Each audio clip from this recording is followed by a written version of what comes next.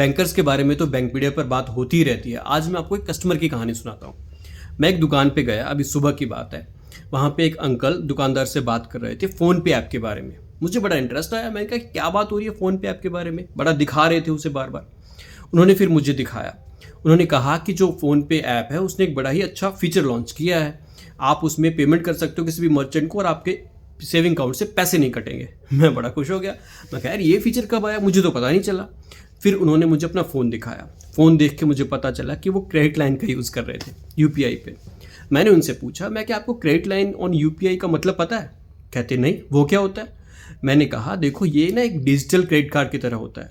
ये आपके pre approved loan से लिंक होता है, फिर आप पेमेंट कर सकते हो किसी को। कहते लोन? लोन तो मैंने लिया ही नहीं। गुस्सा हो गए, गालियाँ देने लगे बैंक वाले को।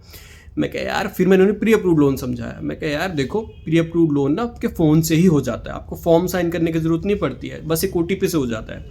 अगर आपका सिबिल स्कोर अच्छा है, आपकी रिपेइंग कैपेसिटी ठीक है, तो आपका लोन ये हो जाता है फ़ोन से ही। कहने लगे नहीं मैंने तो किया ही नहीं, मैं तो ऐसा हुआ ही नहीं, बैंक वाले बहुत ख़राब हैं, मुझे कुछ भी चिपकाते रहते हैं।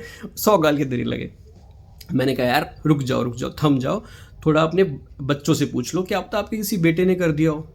फिर उन्होंने फ़ोन किया तो पता चला कि उनके बेटे ने ही वो कांड किया था। अब वो चुप हुए। फिर मुझे कहने लगे कि अभी ठीक कैसे होगा।